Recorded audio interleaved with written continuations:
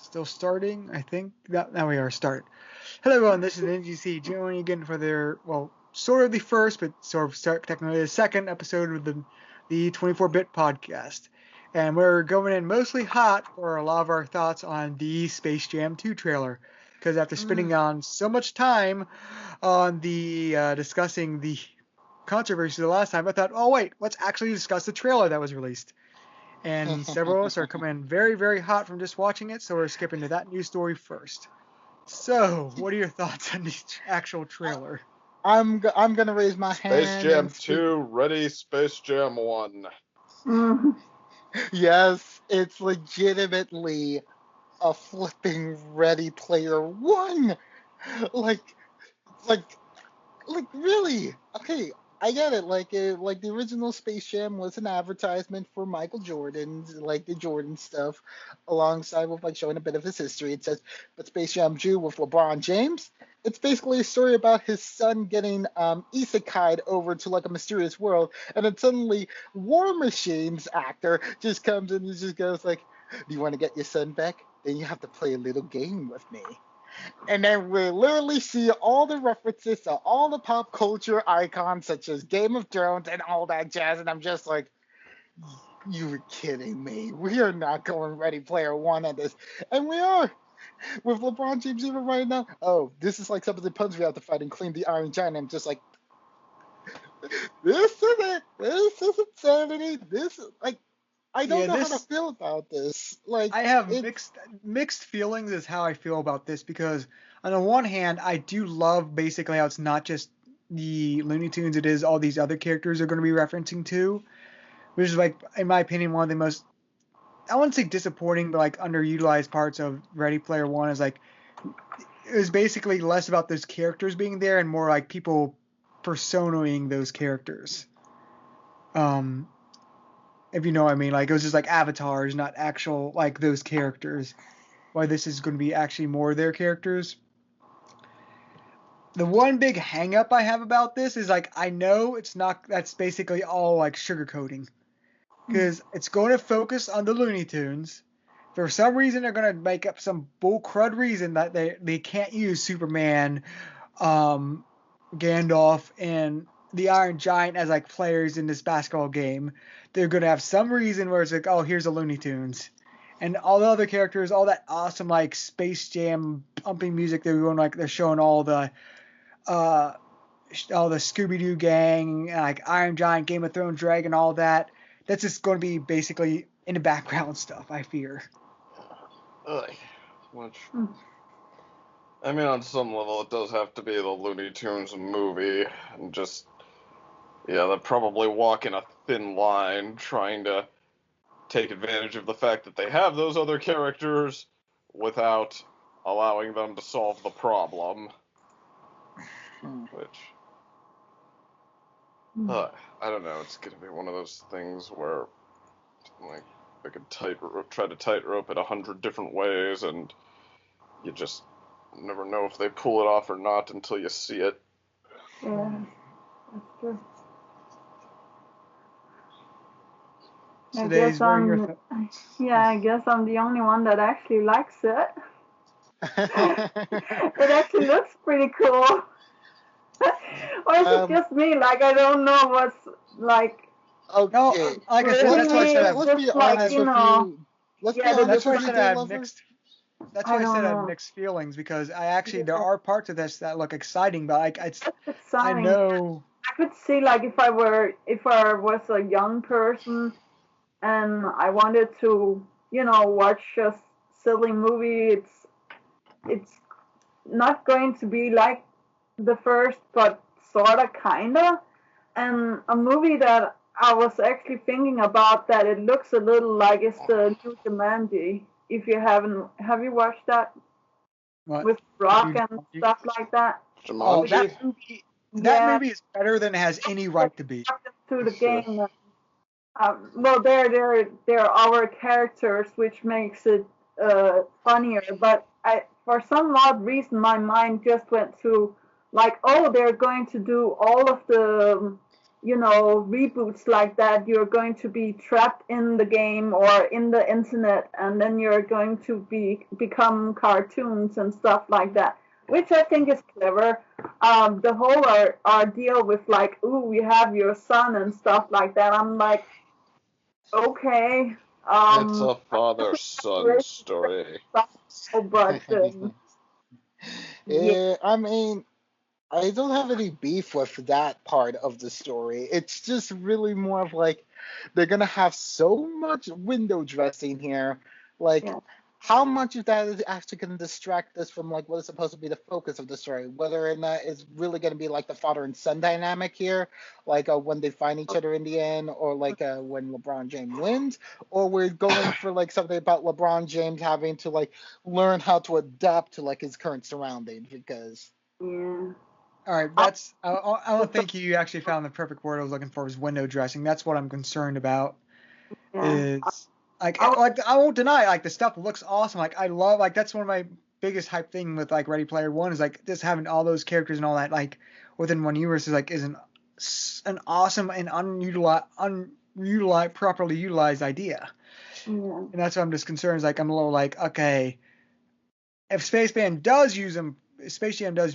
I mean, doesn't have to use them as main character, but like just uses them enough, like it could really help enhance that film.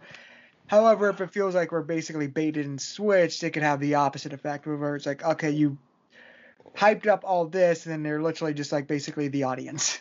That I would, had to think of the comparison with the first movie. Like, I Yes. do remember how, the Looney Tunes that challenged the Monstars were basically the ones who had to play them. Like, when they're out of Looney Tunes, they can't just call someone down from the audience, even though they had, like, every classic character ever at that game. No, they had to get Bill Murray. Yeah, but I really like that the monsters now is like elements and mythical creatures. Yeah. Medusa, fire, water, a whole bunch of stuff. It's just like, what? Like, that kind of fits, like, in its own way, because, I mean, the, like, Space Jam 1, the Monstars, like, they're... It fits a little better. Well, I mean, they're, they're not, And the first one basically, is like, small, what yeah. matters about the Monstars is that they are, they're, what's the term for something that's just meant to be an intimidating Pathetic. challenge more than anything else? They're bosses. They're final bosses, basically, and they're final bosses that play on the pop culture of the time, because I don't know if anybody remembers the 90s, but aliens were very much a thing then. All the,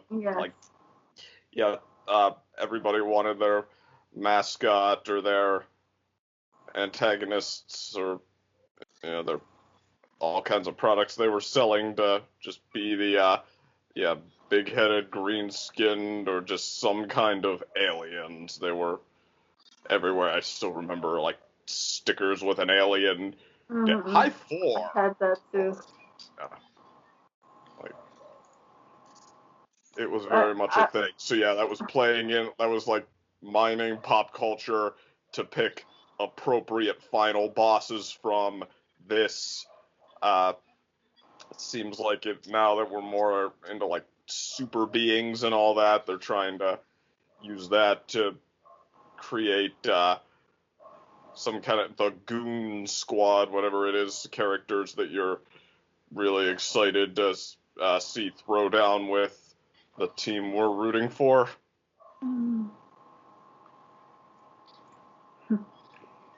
A thing that I also really liked was Granny. I think like she looks funny in this.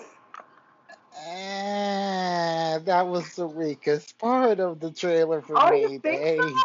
I like Granny. I think she's cool. No, so that might also be why. I do have one thing because, like I said, all of my trailers' opinions are mixed. Where it's like it could be good, but I can see flaws behind it, sort of stuff. Here's one unadulterated good thing in with the trailer. I will say, thank God they gave Yosemite Sam back his guns. Yeah. I mean, boy. Well, he did use them in the first movie, if that's what you're refer to. Not much. They weren't allowed to matter that much, but there was the scene where he and Elmer are the Men in Black. No. Yeah. In the recent trailer, though, I mean, the recent Looney Tunes reboot, which is mostly good, but they made it so I was like, you know what? We don't want Yosemite Sam or gosh, what's the other one called? The Hunter. Elmer Fudd. Like, yeah, we're not gonna have them guns. We're just gonna give them dynamite and scythes to go after Bugs Bunny. It's like, that's so stupid. It's just, oh gosh. How is that Let's take away the hunter's gun and give him a scythe. What are you doing with Wile E. Coyote then? He has a big cannon too. He has everything he can buy. Yeah, he has Acme Incorporated. I even think he has a machine gun. I'm thinking about it. But I like that we also saw all of the other cartoons. I thought it was only going to be, the Disney, or not the Disney, but the main character focus. So like Warner Brothers is really Warner Brothers has really gotten embraced the idea of like, yeah, we have only all these properties, let's use them. Yes. It's actually, because you sort of see it in other things, like especially if you say like DC Comics, I know is like in DC Comics they will frequently reference the Looney Tunes nowadays, and just stuff like that. But also like like Ready Player One's another example. Let me see what I was gonna say. Gosh, I lost my train of thought on this. The train went off the rails and down the rabbit hole. Yeah.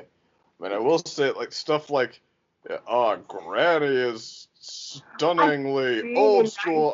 like that's a basic old joke, but I mean, it does kind of... What? That's a basic old joke, but it does kind of... I will say it was, like, right on key with the tone this trailer seems to do moderately well, which is, like, the balance of funny and just hype. Yeah. All right. Actually, that just reminded me of like what I was remember what I was going to bring up is like, Dave brought up like how the animated and like CGI characters in the background and all that. Yeah. The other downside is like, because I've seen this in like some discussions of this that like slowed everything down, just like pointed out all the background characters. There's a lot of references in the background. Mm-hmm. However, the live action side is not that good looking because it looks basically like the Hollywood, like when you go to Disney World or Universal, where it's like there's actors pretending to be the characters.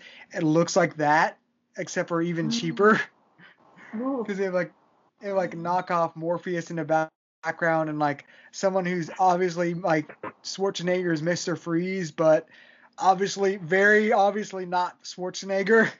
Now it went a little fast, but I think like King Kong looked okay. Well, like I said, all the CGI and anime things actually look pretty good. It's just like the live action background characters that references. No, that's what I'm talking about. Like King Kong changes from drawn character to a live figure at some point. Yeah. Motion capture. That's quite the same thing. No, but I think it's clever though. I don't know. I'm just weird. I don't know about that. Although I will be less impressed if it turns out it was to cover for the fact that LeBron didn't have a ton of time to spare and could not be showing up to sets in person too much, or if having him just record lines was a way around having him actually like keep to an extended shooting schedule. Oh, you mean the thing with him turning into himself? Or what? Or he's a cartoon, yeah. Well, like first he's a cartoon and then they turn into, Yeah, that he's both. But I mean, it's like, okay, so how are they going to balance the runtime on him being each thing? I don't know. But it looks like he's going to be more himself. That is what people are probably paying to see with him, so yeah. All right, any other final thoughts before we move on to... I think beautiful. Like that's all that I can say. I think like the backgrounds and the animation looks really good. Just weird. Again. All right. But I guess with that, we're like that was sort of we skipped ahead to the first news story. But before then, let's I guess go around with introductions. Who is All talking? right. Carlos is muted right now, so I'll move on to second. Wait, what? Oh, Like we're doing introductions. Alrighty then. So this is Gunmetal Gator here, just telling you all, please buy Vanguard merch. Legitimately, it's probably one of the best card games out right now. Just to show out. Help me! Help me! dun, dun, dun, dun. All right, and then next up, second. Hey, second opinion here, sick as a dog. Forgive me if I'm not up to my usual energy level. Quite a way to start out the first episode. Second is skipping his second shots with his when he got the Johnson, but jumping straight ahead to the side effects. Hey, one for everyone. All right. And next up, Day. Hello, everybody. How are you doing? So this is me, Daylover, and I'm a little bit worried about next week's segment, but elsewise I'm fine, and I think this is going to be fun. Whee! Mm-hmm. All right, and then next up, well, actually, that's not really next up, but like, I guess moving on to the next part is like, what have y'all been watching besides the Space Jam trailer I just showed you? What have you been watching or playing, and any media realm? Still catching up on media? Futurama. Oh yeah, that's right. Ooh, nice. I will say it is highly likely that season 5 is going to come out my least favorite season. I don't think Futurama was meant to do movies. And everybody hypes Bender's big score as the big redeeming factor in that season, and not sure it's aged quite so well as you remember. Dang. Like, hey, like 5 lines in a row where the characters say they're stupid for falling for online ads, those online scam ads, and then the professor says, hey, you're stupid for falling for those online scam ads. And then falls for it himself too. Something like that, yeah. I mean, I don't know, like a lot of Futurama holds up really stunningly well, including the older first 4 seasons. Like, a lot of them still feel pretty relevant. That feels dated right now.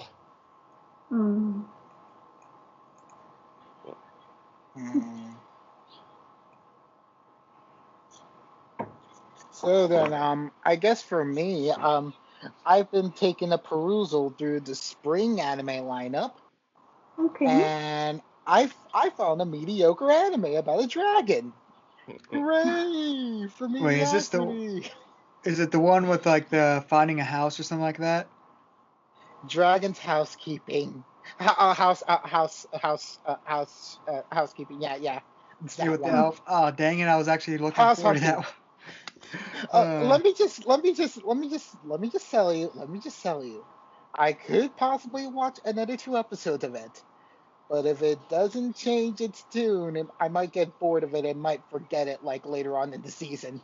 Because right now, it just has odd jokes about making a lot of modern references despite it clearly being a fantasy setting with no sense of modernity. Well, that can work though. I think I know what the direction the show is going then, just because that's actually rather, I want to say genre, but like sort of subgenre in like Japanese anime where basically they recreate modern problems in fantasy settings, usually with like daily life, like basically a job market or like housing or the economics. Economics are surprisingly popular, one of them. So it's like, yeah, I see the direction it's going probably Let me just speak about the main character. It's basically a dragon version of Shinji Ikari. Oh, Dragon Maid? No, I said Shinji Ikari from Oh, Evangelion. okay. Sorry. No, that's for the next show I'm talking about. That's an Yeah. isekai. Actually, Okay. all right, what's the next show you were talking about? Oh yeah, the next show. Um, I've gained max level by killing 300 slime, 25 slimes a day. Oh, that is actually also on my to-do list, but I'm waiting for it's on Funimation's. Yeah, it is on my queue on there. Mm-hmm.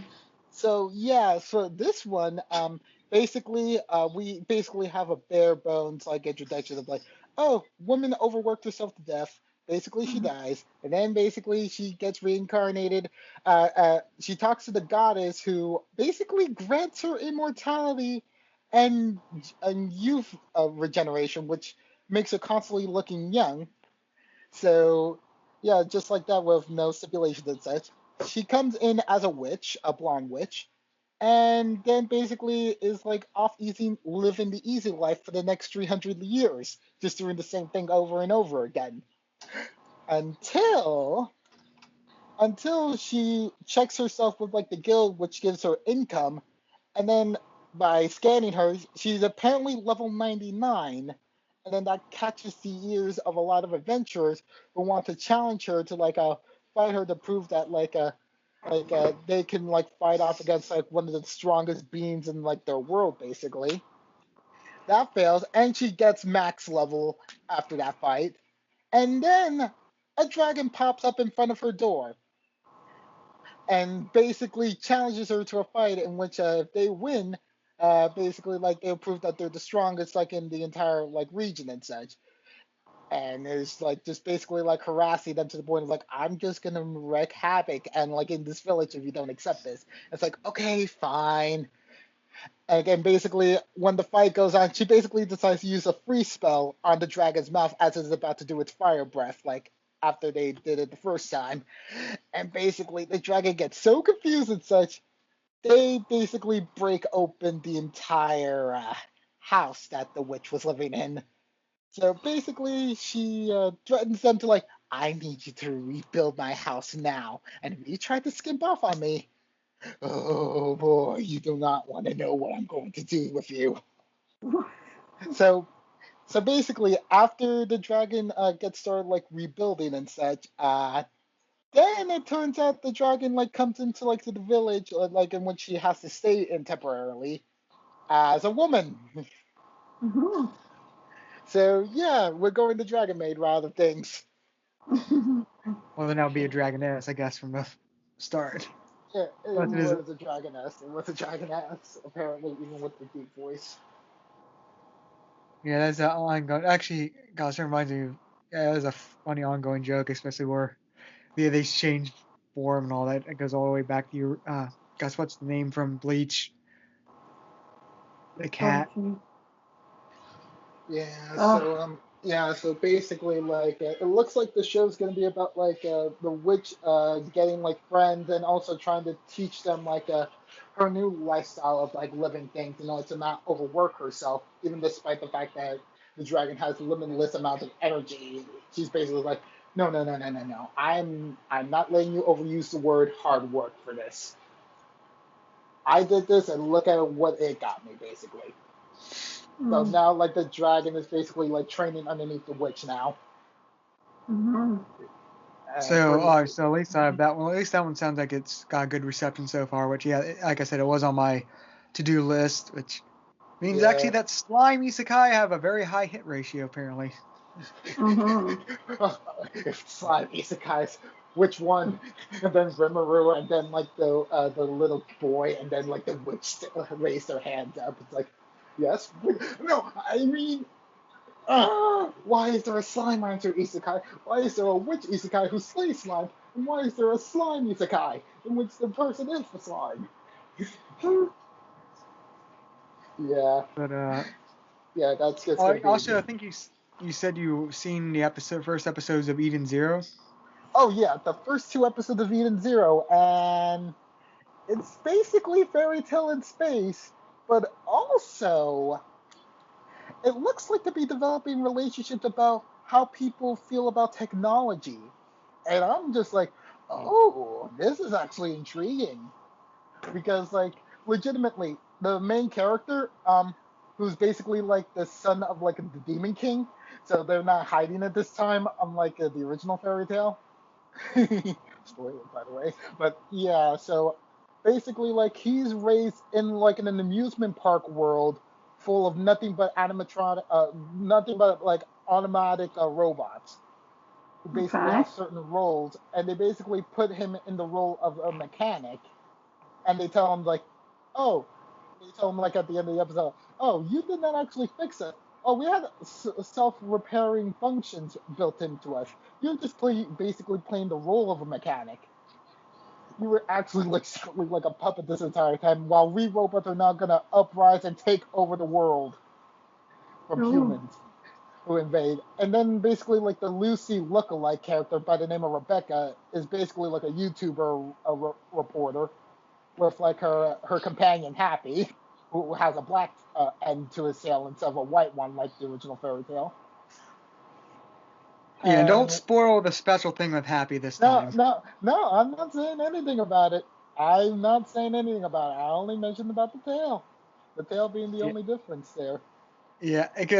that's because actually I read the first few chapters of the manga years ago at their fairy tale, and so I'm aware of what's going on in the recent episodes. I'm just waiting for it to officially release, and well, actually Uh-huh. I think I, Netflix actually has a release set for fall. I think it was already announced that they're actually trying to get out like internationally by fall. I think I just read that today or Mm. so. I Wait, see, is I that see. an extension to the original fairy tale or what? No, No, no, no, no, it's from no. the creator of Fairy Tale, Oh, but Yeah, okay. it also has references like references Ooh. to Fairy Tale in it, sort of like how Fairy Tale had references to Rave Master. Yeah. Um, yeah, and yeah. also very very similar character designs. Um, Legitimately, the end of episode 2, what Okay. they are like seemingly showing to be like the first antagonist, and it's just like, dang it, you did not skip a beat with bringing this character's design back, did Mhm. you? but Uh, I will yeah. say, Hmm. because I haven't watched the episode, like I said, I want to generally wait for a little bit for that. But I will say, like I have seen the opening, and like it does continue Fairy Tale's tradition of having amazing openings. Okay. Yeah, That's yeah, great. yeah. I could definitely agree to that. Definitely agree to that for Mm. sure. Oh yeah, but also just let you know, at least one thing about the female character. Rebecca's no joke. Like you don't mess with Rebecca. That's all Okay. I'm gonna say about that. So yeah. Aside from that, let me talk about like a certain anime that is an adaptation of one of the most popular JRPG video games for the DS that finally got its time to shine this Friday. Say hello to The World Ends With You, an anime that's like thankfully like behind the creators of like Square Enix, the people behind like Kingdom Hearts and like Final Fantasy. Well, Mhm. yeah, The World Ends With You starts out with like an almost accurate adaptation. They just changed some things about the characterization for Neku right now, in which like yeah, like for the time being, he seems to be like someone who's just more aloof, but at the same time, not like a cynical or mean spirited towards everyone else with like his thoughts and such yet. I'm hoping that they might bring this up. I'm hoping they might bring this up later on in the adaptation, because right now that's just the thing. Okay. Yeah.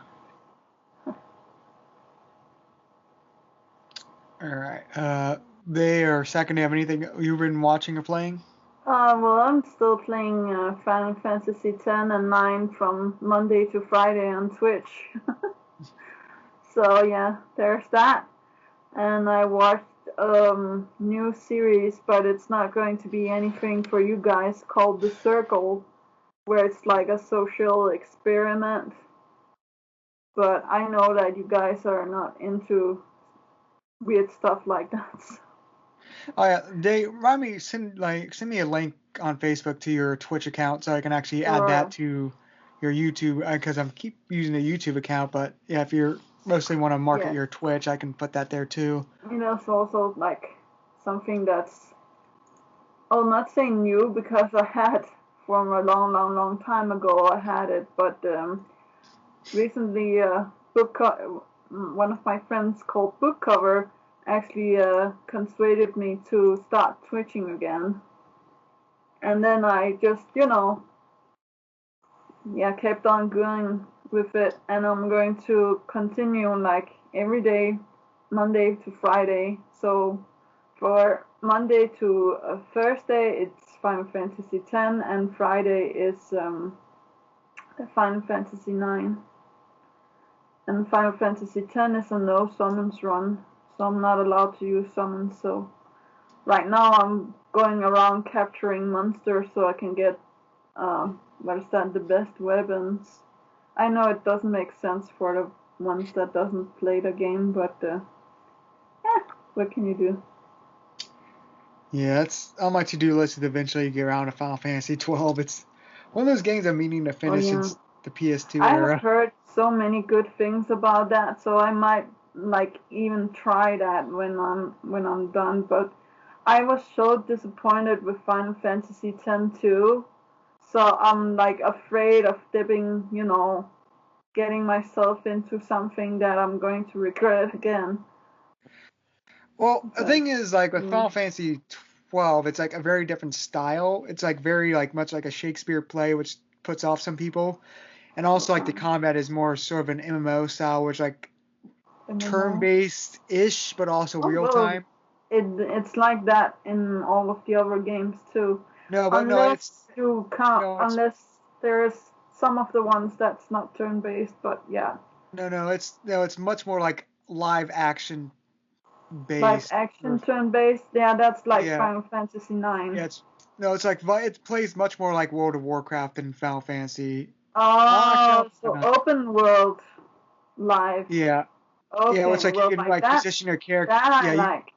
yeah, it's Yeah. like you can change your position for your character, where everything is sort of turn-based in the sense like attacks take turns, like time.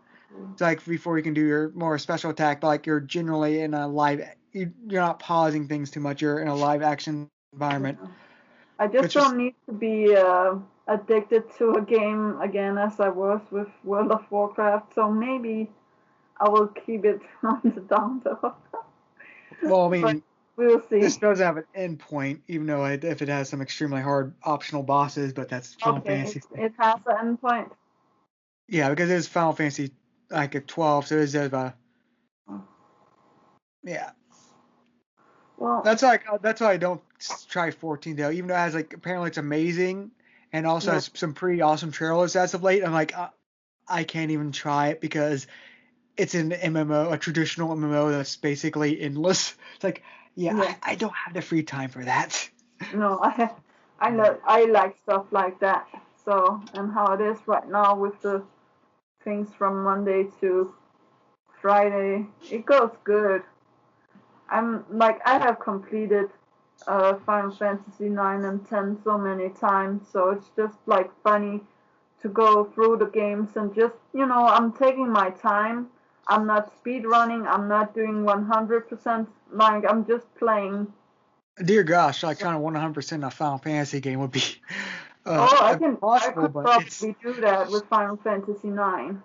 yeah, But that's I don't think I have the patience for it. That's the thing with me. yeah, Like because like it's they're more than enough that I that I started on the no summons run. I knew that was going to take time, but it was my viewers, the ones that I have, that said to me, "Oh, we want to see a no summons run. That sounds interesting." And then I was just like, "Oh, well, then you're going to be in here for maybe, I don't know, a year or something." I don't know how long it's going to. No, it's not going to take a year, but I'm just saying like that's taking time. But it's funny. Like I love playing the game. I can play that both Final Fantasy 9 and 10 to, yeah, everybody It don't actually, want to see it no more. And then it I'm actually does. probably going to just play it again. But that actually reminds me. Yeah, I just went back to play. Because a lot of people were talking about like the new, recent 2016 Ratchet and Clank remake. Like, you know what? Oh, I'll actually go back and platinum it just because I sort of got, which I was actually farther through my second challenge run, which is basically, in all the Ratchet and Clanks games, like if you beat the game, you can go back and it has like yeah. things are harder. It's basically like they were doing New Game Plus actually fairly long ago before it Yeah. became a more popular trend. But like basically go through, you can get an extra like another level to weapon upgrades, and also but everything's more expensive. And how they get around that is you have a bolt or coin multiplier, which is the Mm. further longer you go without getting hits, like the amount of bolts you get increases like by 2x then 3x. I don't know where it tops out, but like I got like the 19x, so you can get ridiculous amount of bolts if you just are getting up there.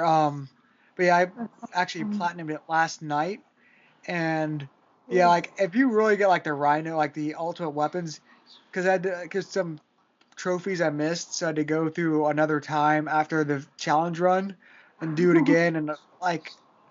But with like everything basically Oh, unlocked, I was able to power through that in like the whole game in like mm, 3 hours or so. yeah.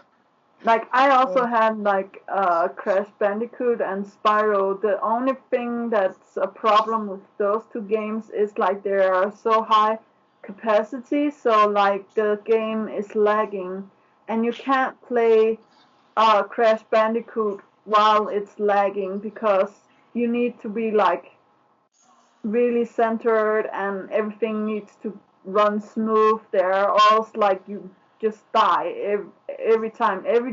Everything you do that you touch in that game is just going to be insta death. yeah, like not like 90s platformers are can Yeah. some especially if you're trying to do everything with them, like they can have no chill. Like Like I really love both Crash Bandicoot and Spyro, but when it doesn't run that good on my computer, it's also like frustrating for me because I am a good Spyro player, I am a good Crash Bandicoot player, but when it doesn't run good on my computer, it makes it look like that I'm not good at it, and I'm just like, no, then I would rather not play it. yeah, like because actually that's the first game I platinumed was the original the Spyro remake that Yeah, gets reignited. Which for the most part was relatively easy in terms of like challenges, but like there are a few like special ones like the for the side missions yeah. that are frustrating and actually slightly broken in terms of like frame rate, like you're mentioning, which Yes. I think it was like the final like skateboard race thing for Spyro 3, which took me like 4 hours to do because like the precision needed to get the race in under a certain amount of time is insane. Yeah, Oh, imagine that with lag. actually, lag sort of helped me with that one because it, Oh, like it was sort of broken that's is where everything was going horrible. like basically half speed, which slightly made it easier though more frustrating at the same time. Yeah, it's the Oh, same thing with me and Crash Warped and Crash 3. I'm not playing Crash Bandicoot 1 because that's too hard, but yeah, the other ones I could probably 100%. And actually also maybe speedrun if my computer just would run the game, fairly for me, but sadly no. all right. I guess just to wrap up things, Uh-huh. on the things I've done is, like I said, I've also besides playing Ratchet and Clank reboot, I watched one anime which I sort of put on pause at the end just because like characters are about to do stuff stupid. Is like basically, I think it was like, "Are you the only one that likes me?" Anime, I forget, Oruzuke or something like that. But the one anime I started that I'm actually getting really into, which I sort of forgot about for a while, is a sentence of a bookworm. Ooh. So I finally got around to that, and I'm at like episode 4 right now, and it's like, yeah, that's already high hopes for that series. That's All right, Yeah, awesome. but I guess can definitely moving on to recommend news. that. Yep, I guess moving on to news stories, unless Second has something he wishes to say. I think he said Futurama with me. Yeah, he was the one that started with Futurama. Yeah. All right. But I guess moving on to news stories, we already covered the first one, but also moving on to the next one, which is one we sort of missed last time. Carlos? Yeah. So basically, on April of on March of 2020, basically the 2017 reboot of DuckTales ended to resounding success and roar. Like, people, legitimately, this is single-handedly like the best series finale since Gravity Falls. We're talking that hype here. Like, legitimately, all the stakes, all the values that the show has imparted on us, all of it together basically makes for like a well-worn like series to like binge watch or watch whenever you want to. I feel like this is going to be a timeless classic yet to come, but in a different flavor with characterization, stories and plots, and brand new characters to the Duck family mythology. Mhm. Okay. It's legitimately one of the best reboots. Even if some characters might have like a dumb characteristics that like overtakes their character and such. Even then, it is just legitimately a fantastic show. And it's even still being continued on like on Disney XD in the form of a podcast with the same voice actors. I'm not joking. They got like 2 episodes out of this podcast, and I don't know when it's gonna end, but I'm just like, huh. So Disney has enough time to do this now. Even for a show that was cut short, they're willing to give us a little something more. All right, I see ya. I see ya. So I guess yeah, that's really the thing. Um, also, yeah. There was also one other thing that I had forgot to mention. Oh yeah, that's right. Bird Girl just debuted over on Adult Swim. Have you guys heard of that? No. Yeah, I've actually seen the trailer for that. I didn't know it debuted yet, but like, yeah, I actually really loved Harvey Birdman back in the day. Oh yeah, Harvey Birdman, attorney at law. Like such a good, just a good show. Like from Adult Swim, like using that character in that way. And Hanna-Barbera in general. Mm-hmm. Yeah, and basically like combining all that together to make like a female spin-off in which it feels like okay, we're having a bit sort of like a progression. Certain characters taking certain archetypical roles, like Bird Girl is legitimately like the Barbara Gordon of this universe.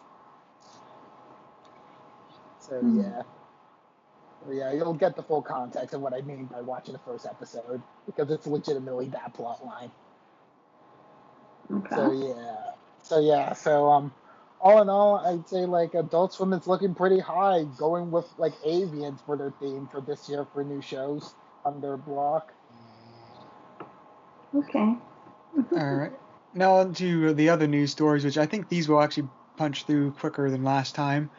Um, First of all, going up, actually, there's a lot of Sony news, which is not really good.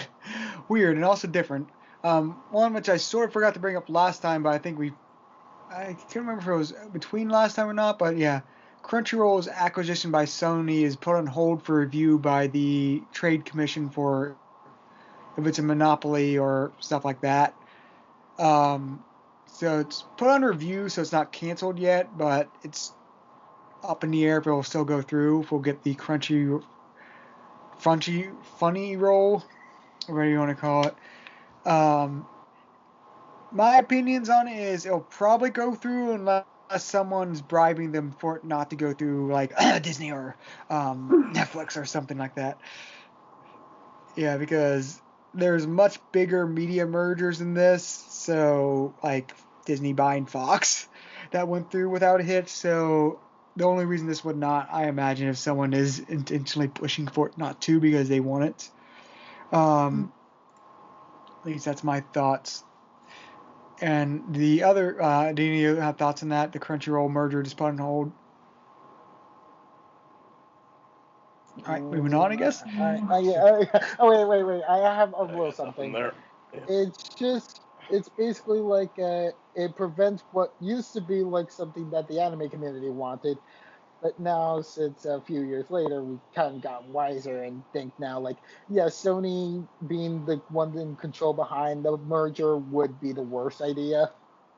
Yeah, Mhm. but Only I still think it will go through. The only, like I said, just because it's not like they can really push them for having a monopoly when like they're competing like against like Netflix, as like an anime distributor and like all that. So, and there are other competition. That's why I see it really should go through. But like I said, like with these government things, if someone's basically has a lobby pushing it for not, like say there's a competing studio with a lobby pushing against it, that's the only reason I feel it won't go through. Mm.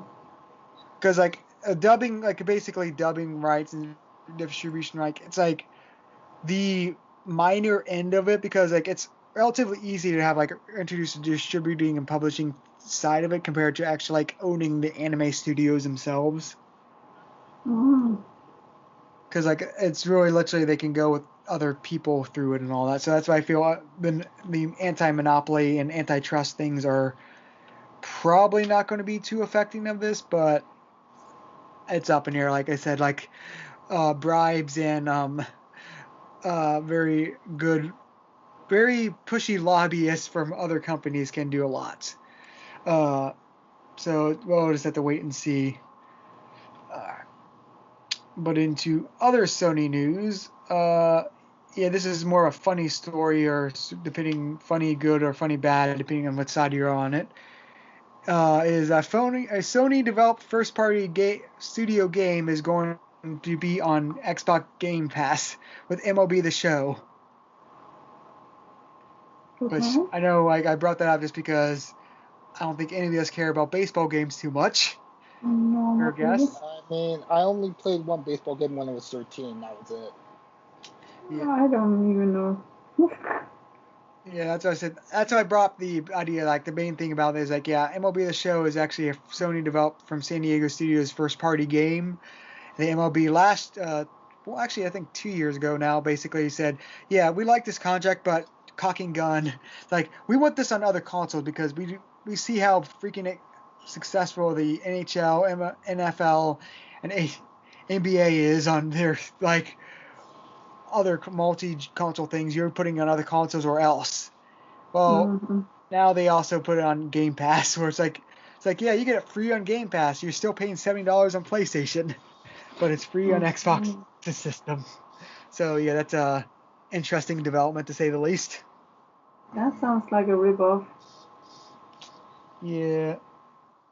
So yeah, that's controversial. Then also, I think more recent Sony news is because it gets Sony bad news is yeah, weird thing out sort of piled up on this is yeah, apparently Days Gone 2, which are if any of you are aware of that like zombie game by Ben Studios, that pitch got canceled, and also Sony's apparently doing a Last of Us remake in the works because reasons. Mm-hmm. It is popular with like what's that called? Yeah, horror games. Yeah. And also like I mean I'm not surprised from a financial sense just because like they have very high hopes for their HBO Last of Us TV show. So I'm not Mm-hmm. really surprised like oh let's release a new game remake of it right when that show releases. They've seen what The Witcher did to Witcher 3. Oh yeah. So they're like oh we want a piece of that pie. It actually makes totally sense. But yeah, it is still so weird that they're remaking essentially a 2013 game. Oh yeah. That already got I'm just still happy that Disney doesn't own everything but soon though. yeah. That's really sad because because I think Luca, I think yeah Luca, that one show. I found out apparently it might not be coming to theaters and just to Disney Plus, which that makes me sad because I really don't want to support the Disney's Mouse service. Hmm. But I really look forward to Luca. Like legit, I really look. Oh, you Anyway, I have guess to that. make sacrifices sometimes. I also watched the full, what is that, But WandaVision. So we have to. yeah, I guess moving on from the news, we can. If Ooh. I guess we're moving on to our main subject of the thing, which is on actually very positive, at least in my opinion, like received and supported animation studio is the Vivziepop, because responding to a like very good question like that was brought up in our comments is like, yeah, why haven't we done a react for Hell of a Boss and um, Hotel Has Been Hotel, which is like a good reaction. Which is the respond to that is like, wow, why haven't we done that? Um, Yeah, that's just. It's like a because just to, crying shame. yeah, just sort of go on our quick thoughts of it. Like, I want to get everyone's thoughts on like sort of that Vivziepop cartoons. That's sort of the first part of this, is our general thoughts on them. But like, I can just sort of give up the headline, like, yeah, to give a sort of spoiler, we all really love Vivziepop. So yeah. So who wants to, does he want to go first about their quick thoughts on the all of the Vivziepop cartoons? Hmm. Thinking. Do we want to get critical first, or do you want to just go with like a fan? Is someone sleeping? I don't know. Not me. Second? Are you asleep? Second. Aw. Oh.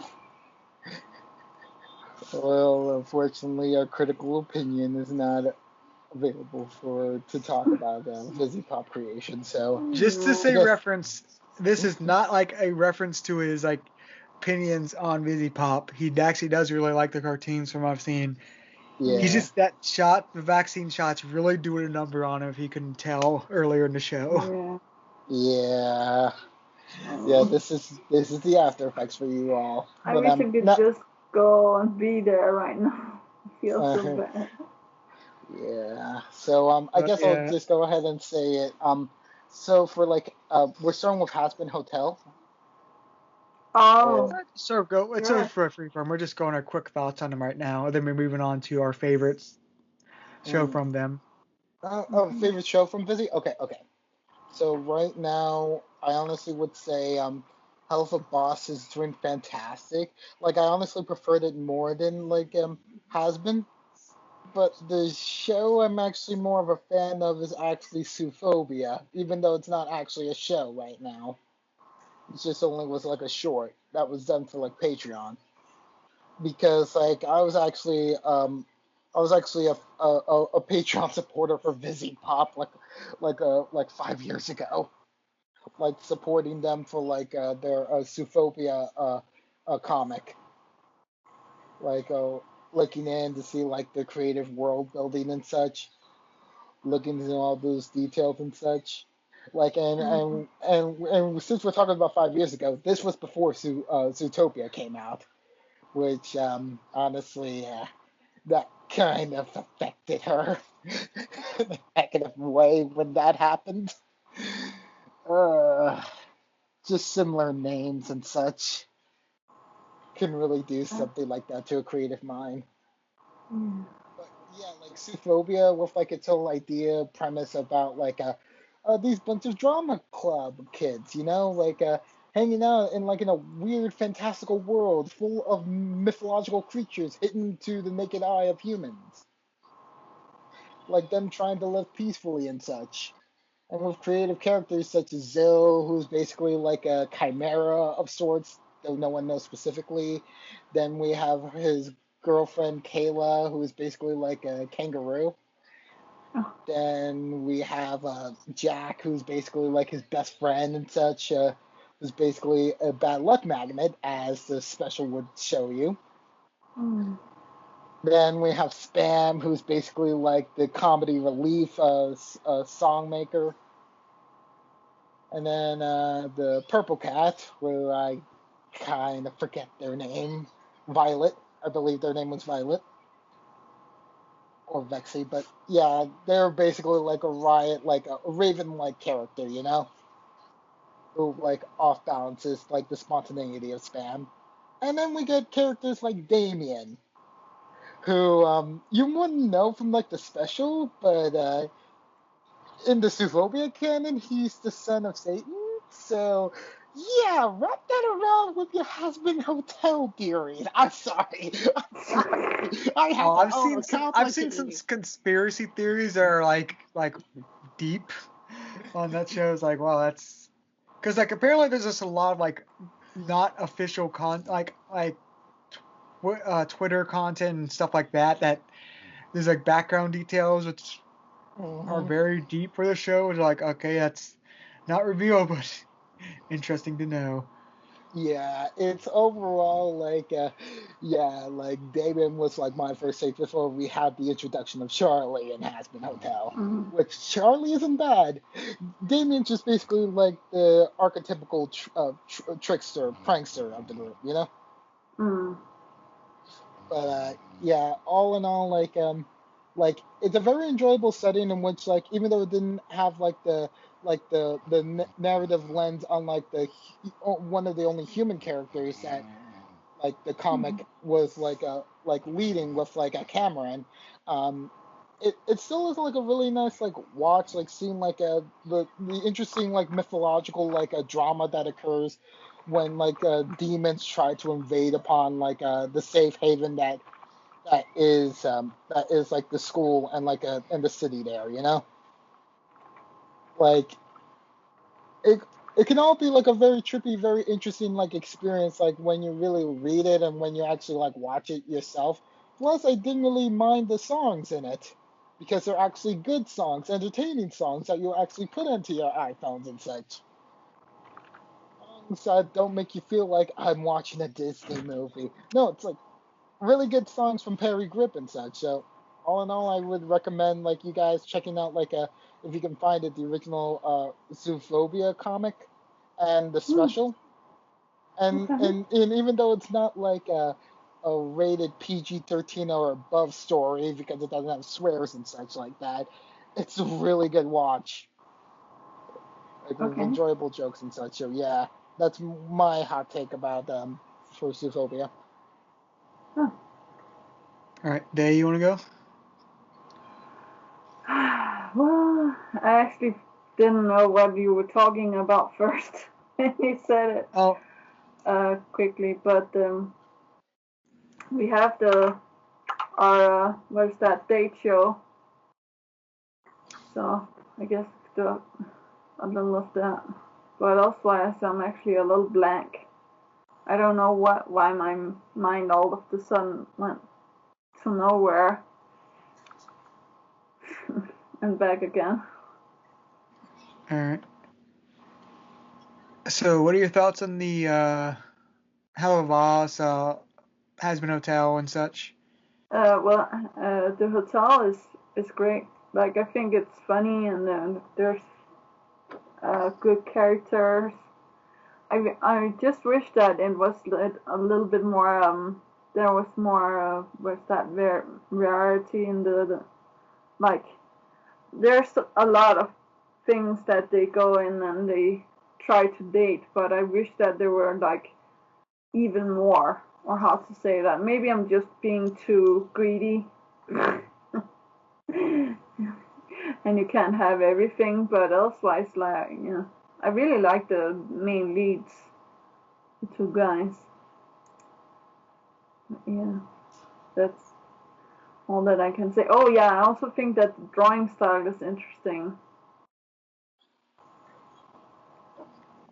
but yeah. All right. And to give my quick thoughts is like, yeah, I really love what Vivziepop's been doing, which she basically created her own animation studio and is being Yes. rather successful with it, which is congratulate because we at first we thought like, oh, this whole build up like basically launched the pilot episode of has been hotel and like oh yeah Yes. that took like 4 years. Like, okay, we'll probably have to wait 2 or 3 years for the next things. Like, no, we're getting regular releases of Hell of a Boss. Um, rather frequent releases for like episodes. Like, wow, that's actually a full-on production schedule she's working on independently and extremely right. Like, because like her animation quality, like as an independent creator, is better than like what a lot of the networks are putting out right now. Like in terms of art direction, fluidity of the animation, all that, like that's extremely impressive, and also just the general storytelling and direction. Because I want to. That's where I move on, I guess, to which of our works is our favorite, and I can actually do it all. You can actually do a little potential favorite because we only have a pilot of the hotel and Yes. sort of a spin-off pilot of like Zootopia. So, yeah. So, what are your favorite like show from Vivziepop? Me or who? Anyone who wants to go first. Oh, I did kind of like Helluva Boss. Oh God, you're alive. Welcome back. Yeah, sorry about that. What did I miss? Just the introduction, our quick thoughts on Vivziepop cartoons. All right. Well, yeah, as the style, that's sort of like it's a not a boundary pusher, but like it's a comfort zone pusher. Is it? No, that's probably wrong too. Like that style, but what I'm getting at is that style where you try to nudge the edges of what was considered in good taste, acceptable taste, and you make your appeal just sort of the freeing factor of that, the sort of rebellious and I guess high energy sort of feeling that can come with that, and like I said, I thought Hello Boss, I thought it pulled that off pretty well. Like it was kind of on a rapid fire. You got into this world pretty quick. It kind of knew what style it wanted to go for. Like it's not unpleasant to watch. It's where would I draw the line if I had to say? I guess to me this is the best kind of way to do something that's a little off color, off taste. Like they where you don't emphasize just like how unpleasant it is to look or to think about, but just that you were kind of willing to go there, or just how like the effect of how stuff like that happens sometimes, like what the part where they and the boy's life they were trying to save, they all get thrown out the window because they couldn't pay for the hospital insurance, like that. That's Well, kind they didn't get thrown out the health window. Insurance, among other things. So it's like, they didn't get thrown out the window. They ejected themselves out instead of paying the bill. Okay. So maybe I misread it, but it's just like jab at stuff that's often considered in good taste, and also as just ways to show how fearless they are. I liked the energy. I liked the style there. So I thought they found that sort of sweet spot, that Dow of off color. So, if there's one more point I would like to make about for Vivziepop before we talk about like her episodes and such, I'd like to bring attention to the one music video that she made that really popularized a certain artist. There's two music videos she's made. Right? Sorry. I meant the first one, not the one involving around Hasbin. Yeah, because I actually just watched that last night to finally catch it. Like, because I just put that in a backlog. It was like, oh, it's just another music video. Finally watched it, like, yeah, that's actually a very catchy music thing. It's actually her most popular video right now. The Kesha Die Young video with JJ. Like it's one of those videos that's like trans like it's like translocates like a character that was supposed to be like someone that was going to be focused on like say like in a future chapter 4 for like Zootopia, and they just made her into like the pop out star for like Vivziepop until the has-been stuff happened, you know? Like like JJ makes werewolves look very awesome indeed. Mm. Like yeah. Also actually made me actually buy the song itself from Kesha. Ooh. Yeah. So yeah, this music video was a good advertisement for that as well. All right. Mm. But I guess now we can move on to sort of the more debate side of this, which basically we argue for the best Vivziepop show right now, or product, I guess. Mm. Because technically, since Hell Boss, I mean, I keep saying Hell Boss when it has been Hotel. Has been Hotel has like only a pilot right now, and then sort of the same thing with Zoophobia, even though that's more of a special music video sample thing. But I guess we want to argue which is the best current Vivziepop show, Mm. or our favorite. Yeah. Yeah, and unfortunately I've already said that in my introduction. Because of my history. Mm-hmm. I mean, if anything, I could easily just say like right now, like the most recent Helluva Boss episode was probably my favorite. For like No, I'm not talking comedy. episodes, I just mean like series. So Yeah, series itself, yeah. I mean, I already put my vote in. I mean, if it's really just Hell of a Boss versus Has Been Hotel, I might side with Hell of a Boss. I think it's better at not like wearing out its welcome, you know.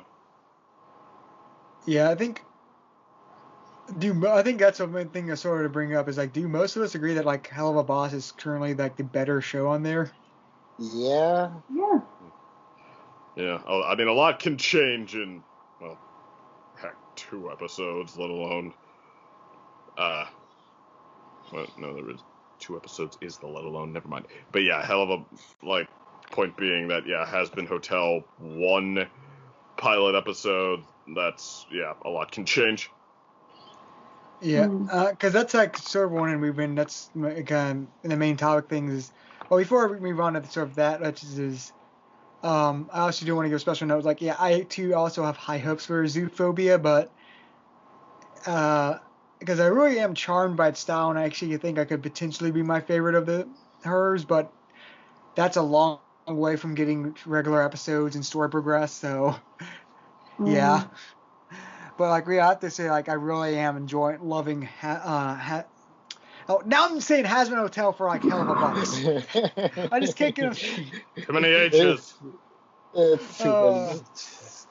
But yeah, like I think we can also be like right now like that the Has Been Hotel is sort of like the better series, and that's why I sort of moved on to the final You mean Hell of a Boss? topic. God damn it. But yeah, like, Hell of a Boss is sort of like the better show, and I just sort of wanted to ask, like that's sort of like the third talking point of this is why is Hell of a Boss sort of the more popular spinoff right now? Because the way things have worked, like it's a long sort of go down the laundry list is all this sort of stuff, all these projects actually, as Carlos I think sort of got on, are sort of spin-offs from Zoophobia comic, which that's where Hell of a Has Been Hotel started as a spin-off of Zoophobia when there's been multiple Hell dimensions actually brought in that comic. Where basically they're in future arcs that never got to with the comic before it was canceled, or put on very extended hold and probably just going to wait until reboot. And then Has Been Hotel. Yeah, I'm apologizing because I keep getting mixed up. You were going to say Has Been Hotel Hotel Transylvania. had its own spin-off, which was Hell of a Boss, and then that spin-off is actually seemingly the most popular of them. Just I'm going by virtue of that. We're way past the pilot at this point. We're on episode 4 or 5. Yeah, Which one? four. Yeah, All right. 4. We're on episode 4. after the pilot, which, yeah, that one seems to be the most popular, and I just wanted to ask, why do y'all think that one sort of caught wildfire compared to the actual spinoff it was originally from, which was Has Been Hotel? Alright, honestly, aside from the fact that it's actually producing episodes, it might honestly be like the voice cast and also including Brandon Rogers for like writing as well with Vizzy's writing makes for interesting crass humor that you would usually only see like in YouTube, like but now being put into like sort of like a semi-budgeted animated series like this kind of makes it feel like this should be like the future for like adult animation, you know, stuff like Mm-hmm. this, which tries to give like a characterization to like a jerk characters like this, and also try to like come up with like a theme for it to run with like all throughout, even if it might seem like the episodes might be like one-offs, but it still has like a common thread among them all, Mm-hmm. like all together. And I think it's also the fact that like some of the characters here like are very interesting. Like let's not kid ourselves. Let's not joke ourselves here. Like since our last podcast was about interspecies reviewers being the top, Luna. Luna legitimately is the biggest marketing tool for that show. Let's not kid ourselves. Mm-hmm. Well, I won't Like say that it's she's the only marketing thing because no, like no, there's a lot of like I know it's not the only one. I just said the biggest one. Like furries and other people love the heck out of her design as like a moody goth teen. Just and at least in terms of like if we're talking like Rule 34 content, then yeah, she's sort of dominating that. Um, let's be yeah, honest, like that is like a thing. Like yeah, even the show Fourth Wall breaks about that. Like yeah, it's not surprising that. Which the power of a good design. Um, yeah. I mean, then again, it's comes from the same design philosophy from JJ, and that is like the leading popular video on her channel. So it would make sense that a similar wolf character would be that way for one of her projects. Mm-hmm. but yeah, I because you thought brought. Okay. Oh yeah, you can go on. Oh, I mean, if you're in the middle of a conversation, I'm going in a different direction, so I'll wait to do that Alright. till you're done. Yeah, I'll just at least do my one point, which has been off is like, yeah, you do bring a point. Like, to be honest, just to be fair, to give all the other shows, Hell of a Boss just might be more popular just by virtue that they're actually producing episodes and releasing that. That might just be how it is. So I do want to acknowledge that. Yeah, for sure. So I just want to acknowledge that, like, as a thing. I do have my own reason why I think Hell of a Boss is being successful, but I'll let Second go first with his thing. Well,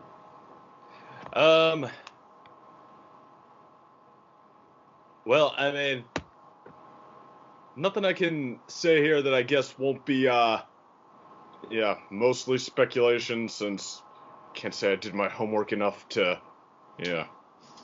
have a typically in your face I'm right second opinion, but, like, the Has Been Hotel, the, bigger, bulkier pilot that's getting passed up by its sleeker, quicker spin-off, like, you know how sometimes, like, you know how, Godzilla vs. Kong, the under 2-hour movie, is going down pretty quickly as better than Godzilla King of the Monsters, which had everything under the sun stuffed in it, or how Batman v Superman is or at least, well, actually, that's a whole other can of worms, but yeah, that, Yeah, there's another can of worms, especially since the Snyder Cut is actually more positively received from what I'm hearing. Yeah, or like Batman v Superman is, but yeah, it's, well, heck, let's stick with it as a Batman movie. How, most all the Batman movies that are more popular are, if I'm not mistaken, shorter.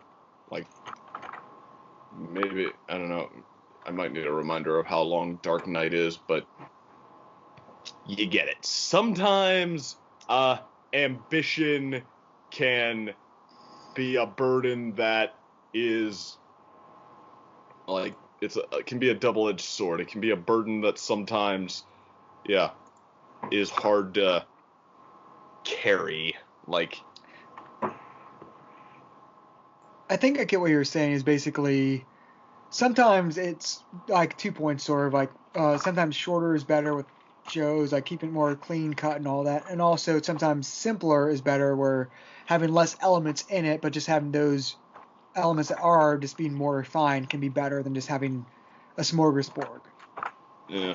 Well, I mean, I'm trying to call back a lot of memories at once from days of like trying to write things, not getting my degree there and such. But yeah, it's I mean, yeah, even when it's something you wanted to do a lot more, even when it's something that you think and might even correctly think is a better idea, a harder hitting idea, a more interesting one, sometimes like taking some of that weight away, sometimes just trying to go for something that you're not quite so worried about, sometimes that can help you hit your stride a little better. Like, yeah, I forget who that, some kind of quote I'm trying to remember, and I'm not going to, about, in the thick of the moment, don't think, feel, but, which I think means, like, more when you're in, like, fight or flight mode, not when you're thinking an important decision. But, okay, cutting to the chase. Sometimes, when you kind of let yourself just run with something that you're able to run with a little more easily, like, things can fall into place a little better. That it can, but although I mean, there's a flip side of that. Like, big ambitious things can be very great, and I think often are the things that go down in history as standing above all else. But I mean, it's sometimes harder to make that click. And maybe that's where, too, they're taking longer on the next episode of Has Been Hotel. Maybe that's what they're trying to do, wait and figure out how where to take it from here.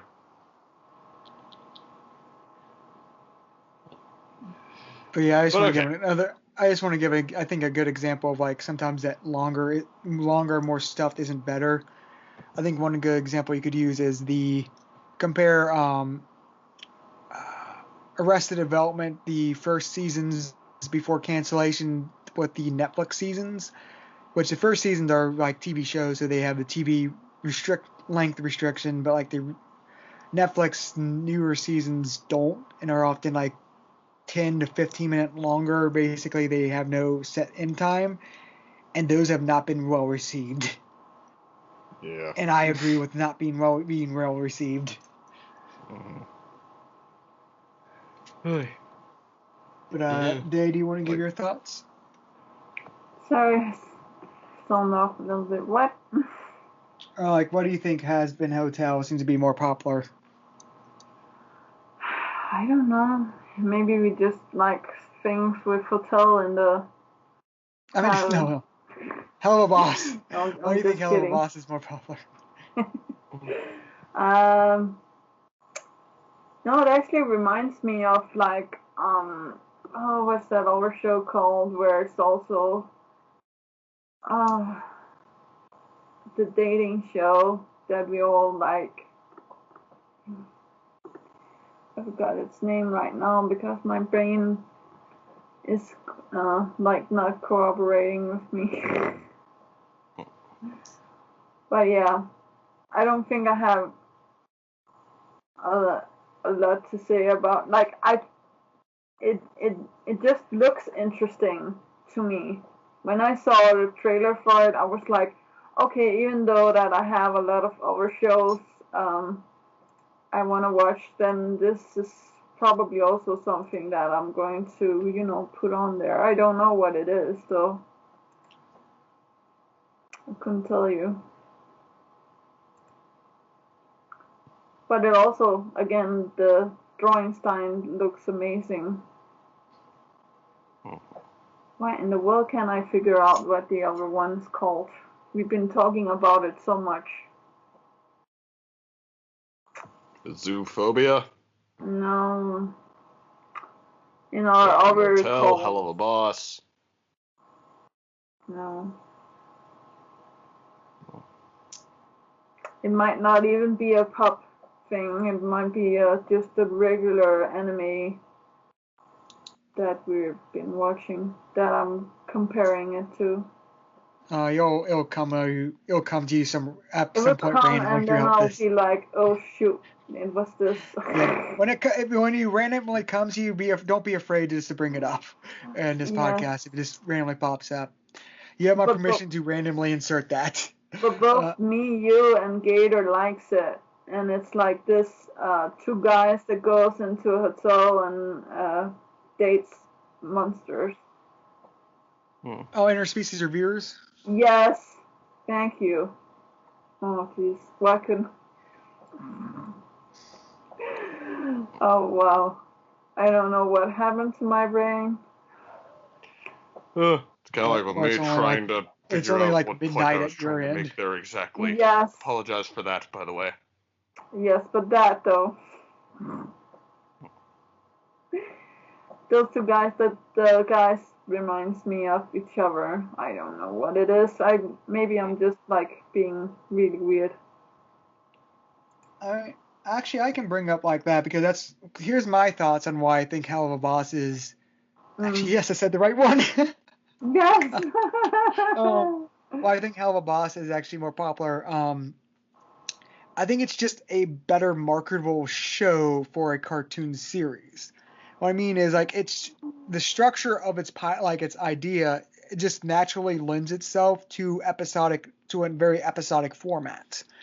Like we all like instantly like can snap like, oh, it's like The Office but like in hell with demons and all. Like that's sort of like the format. Like we can just naturally connect like what that show is going to be about. Like and we can readily connect with like the kind of characters they are, which just makes it very easy to get like to understand like what we're getting from it. And also from a production standpoint, it's very easy to write like one-off episodes. Yeah, there's character development in them, but like the core episodes themselves are rather individual episodic.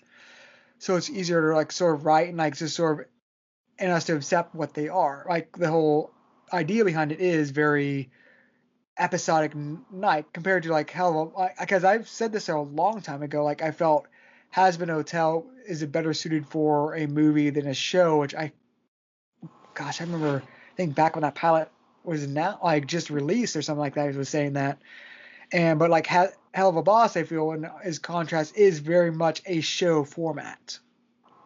And actually going off of what you say with interspecies reviewers, in the same way that interspecies reviewers, it's like even though there is character development and also like progression in the story, its format like them it's like has a very episodic format, which lends itself to good episodes even with a pinch of character growth in them.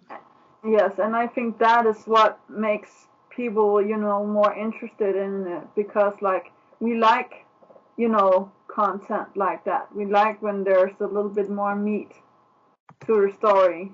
Doesn't matter what it is, just interesting to us, I guess.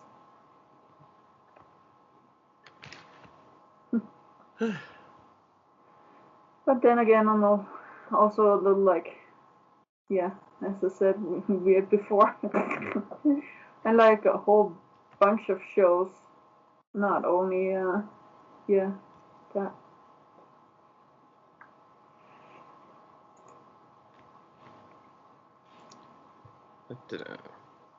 Yes. Curious, I was actually waiting to see what Carlos says, but he's muted right now. But yeah, I got this to go, I guess, to continue on. Wait, I was muted? Oh god, I didn't even notice I was muted. Sorry. I'm like, so okay. Quiet. Yeah, I honestly thought I wasn't speaking. Okay.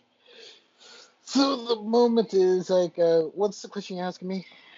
Oh, just like I just brought my point is like I feel like why Helluva Boss has been more successful, more better received is just the narrative structure, like just the format of the show, like its concept is very episodic in nature, which just lends itself to like a episodic cartoon release, much more than like Hazbin Hotel.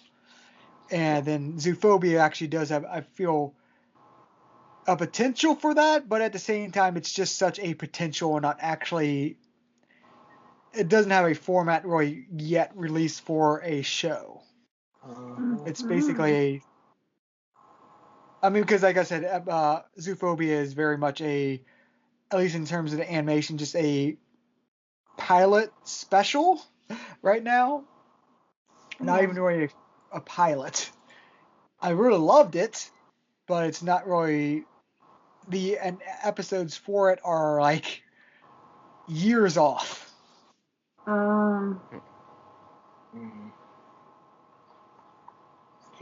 Like Helluva Boss is like I said, we instantly connect. Oh, this like we know where we know what we can expect from the episodes for it.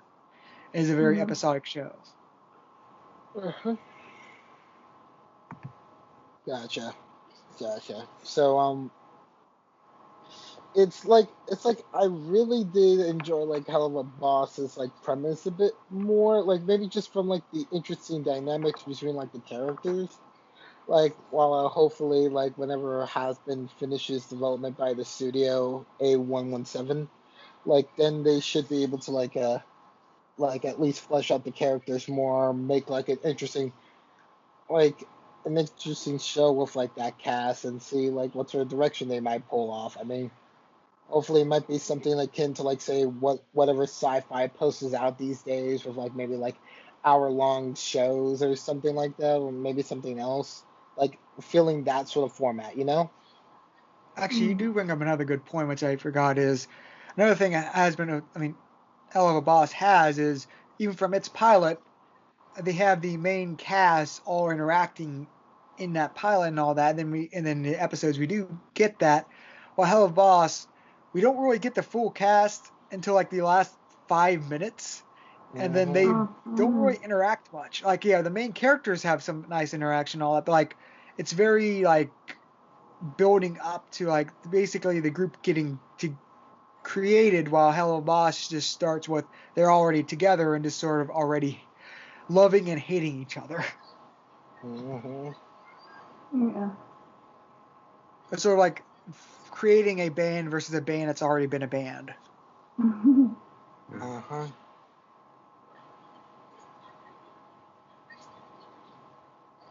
Gotcha. So also, I guess another just sort of I think this is a more personal thing with me, which like I personally like Helluva Boss like versus Hazbin Hotel is Hazbin Hotel like generally it just you get the sense that it's just going to be a depressing show because you get the sense that they probably aren't going to like what's her name Charlie. Yeah, it is Charlie. You just get the sense that she's gonna fail at her hotel, which is just like an ongoing depressing notion with it. If that makes sense. At least that's my personal thing with it. That's very, very personal Ninja DC's thoughts because like I sort of like shows being more upbeat. Like I very like sometimes I'll avoid shows I know which are just going to be downers, and that's one thing is like how like I love the characters, I love Charlie. I get the sense that there's going to be a lot of failure with her, and not like comedic failure, more like she generally like she's going to be depressed by like not being able to help anyone. And then because of the release format of the show, that's going to be stretched out for like years before there's probably any actual progress.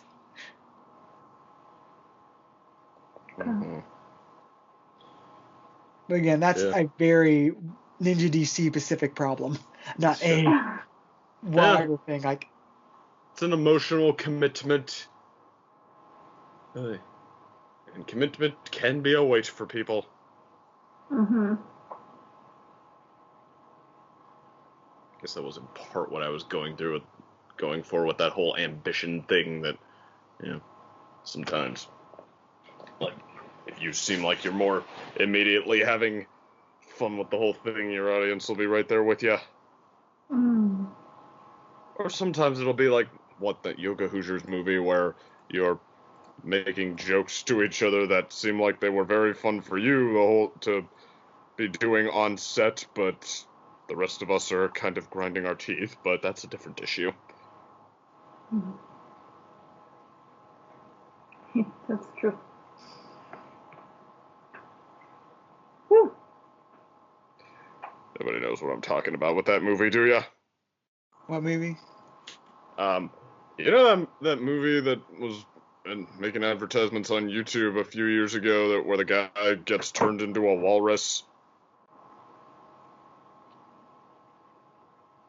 No. It was like Human Centipede, but except with a walrus instead of a human centipede. It was, Oh, I think I remember hearing about like basically a sort of not parody-ish, but like knockout, like parody of,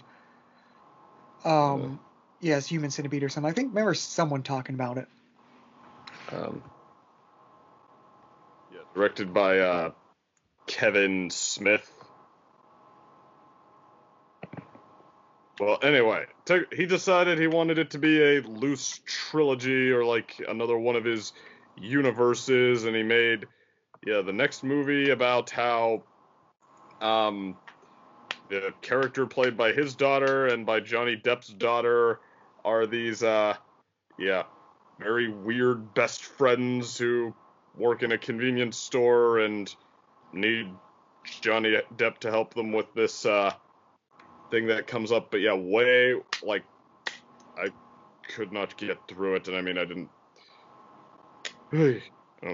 know if I ever meant to so much as just, okay, what the heck is this, but way too much of the movie is just them bantering and bickering about, like, how stupid or off-color they can go, about nothing, just lines back and forth that must have been fun on set. It's like they and Johnny Depp, for that matter, and a lot of the cast, it's like they're trying to out stupid each other, and it's very irritating to watch. So, I mean, I guess that's the downside of when you try to go for just whatever's fun for you, whatever's, easier to write, but,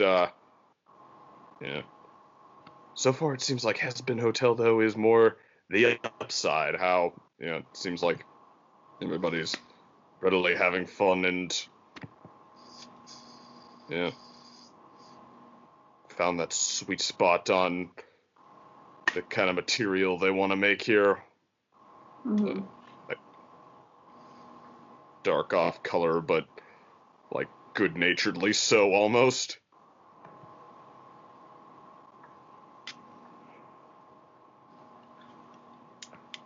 There's your next Random Thoughts 101 for the day. No, so I just want to say, Carlos, you are muted again, so I just want to, don't know if you know or not. Why am I keep on getting muted? You mute yourself? That's weird. Like, I'm literally just, like, looking at other things, but, yeah, I didn't mute myself, so that's weird. Maybe it's something in your settings where it's like you, on it, automatically mutes or something. Maybe so.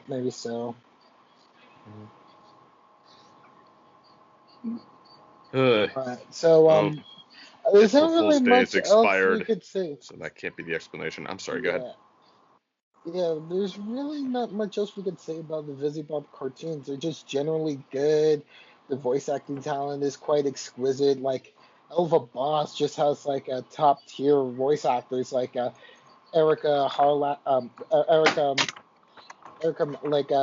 Mendez, the voice actor for Futaba from Persona 5, voices Luna. Moxie's voiced by Richard Horvitz, who played Billy and Mandy. Zim from Invader Zim. Actually, funny enough, I was just playing, like, I mentioned the Ratchet and Clank remake. Yeah, he plays a voice in there. It's very noticeable. Yeah. Basically assumed there. Yeah, so it's just overall, like we all love Vivziepop and what she does, and hopefully she keeps on improving her craft, like her upcoming projects.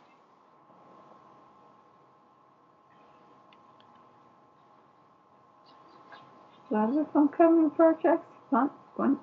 Yeah. All right. But I guess with that said, I guess to lead off the subject, what are you all expecting from the Hell of Boss? Like, how many more episodes in the season? Oh. Sort of things you expect? Any other expectations before we head off? I, It's it's kind of sort of like wanting to see like hopefully like a big development to happen like at the end of the season, like for like one of the characters, like at least change the dynamic a bit for season two, you know? Like I don't know, something about Moxie, maybe something about Moxie and Millie, or maybe something with Blitzo and Stolas, you know? Something like mm-hmm. that vein, you know? Yeah, like one fan thing I've heard is like, oh yeah, Millie and Moxie have Millie gets pregnant. Yeah, I mean Is one theory. that would be the typical one, but I was kind of hoping for more of like the more interesting plot hook, which then again they would probably save that for later on because it would need a lot of build up for that to even happen. uh, whole possibly like Blitzo maybe not making it a one time thing with Stolas. I'm just saying. Like the moment that they actually realize like the stuff that they're missing in each other's lives, you know, Mm. is I'm not saying like I'm being like a hardcore shipper here, but I'm just like it's just writes itself, you know, and possible interesting dynamics with like Luna and Tavia.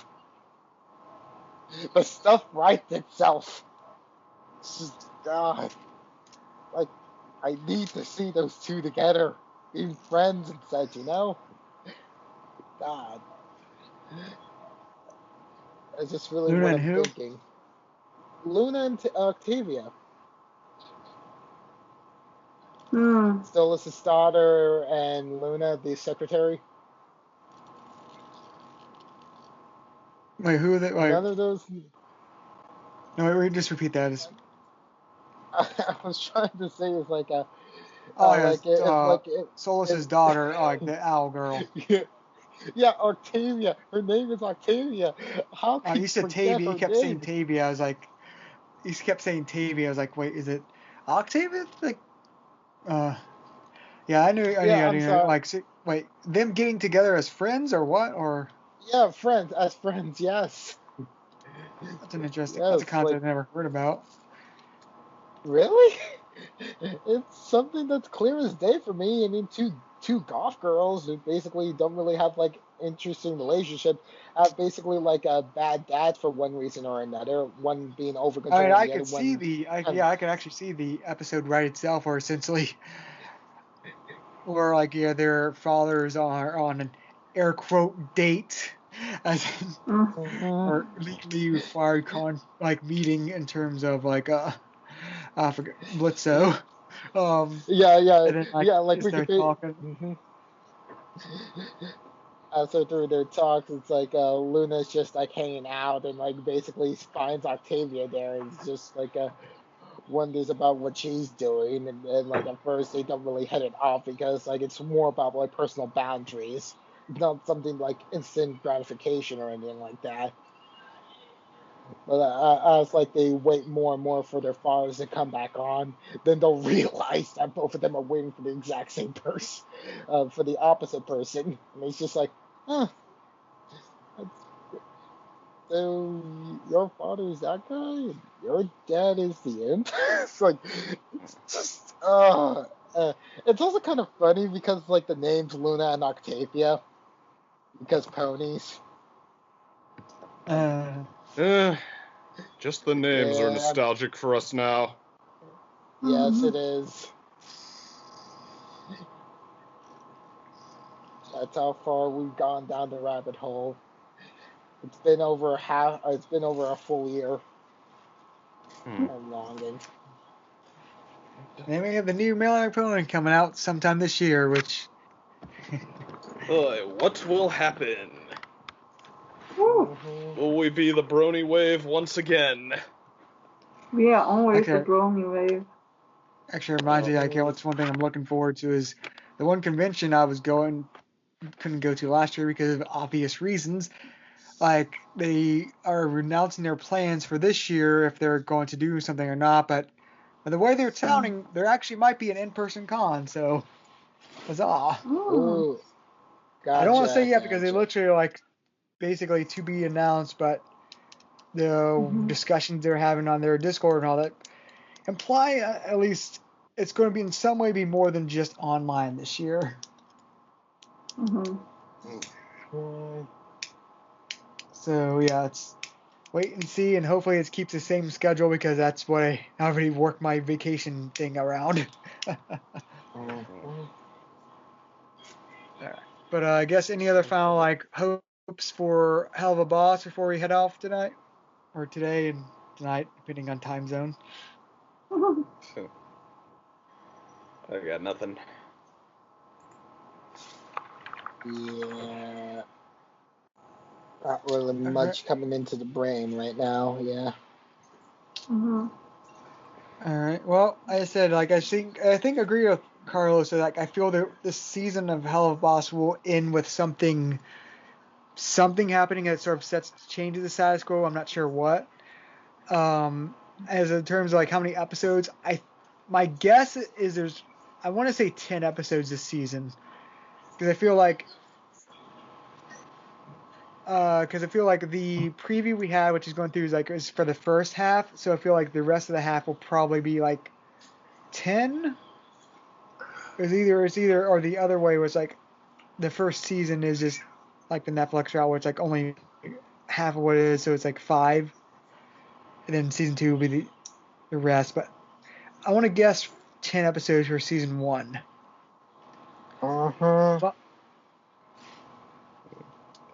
10 or 5, it's weird because Netflix is itself screwing up the season schedule thing. Yeah, 10 sounds like a decent guess. Yeah. Well, I mean, one thing I didn't look into much is exactly how this production team is coming together. Like, is this this is not just a ragtag team of like YouTubers and such, that there is actually serious studio backing behind this. They got a contract with, I forget whatever studio, with publisher or something like that, but it's mostly like built up from her, but they are basically created a team, so it's much more, it's professional now. And that seems to be part of why we're getting so many episodes it is like, it's sort of like a big indie. So like how a game is like, it's technically an indie game, but has enough structure and like backing and support that it actually is it's not like a modern Super Nintendo game. It's much more than that sort of thing. Well, is it just the fact that we're getting so much more of one show? Did anybody look up whether Has-Been Hotel was actually picked up itself? Like, it's not possibly it's been they picked wanted up. Helluva Boss, but not Has-Been Hotel. No. The thing was about the studio thing was it was for Has-Been. Meanwhile, like for Helluva Boss, it's kind of more of like in-house with Vizzy, just collaborating with a bunch of animators for this. That's why they're pumping out episodes like that. Like, that's why it's taking a longer time for Has-Been Hotel. That actually would be interesting, right? That actually might be an interesting thing, like why less why Has-Been like Helluva Boss is more popular, but more like why we haven't seen more from Has-Been Hotel is because they might just be holding off that until they release for that one publisher. Isn't it a streaming platform as they're called? It's just like a animation studio publisher. So that would be an interesting wrinkle. Yeah. Yep. But I guess see y'all next time. And also before we send off, that is like please leave any questions you have in the chat below, and we'll try to answer them. potentially. The main question we had in the chat last time was about Hazbin Hotel and helluva. So that's sort of the topic, so we're not really answering that here because we sort of spent an episode on that. But yeah, please, any questions, we'll try to answer them in this section of the podcast here. Just leave them in the YouTube chat and eventually the other podcasting services once I roll that out in a few episodes. But I guess until next time, everyone send off. Yeah. Bye bye, all. Take Have care. a great day. Yeah. Ciao. Good seeing you lovely people.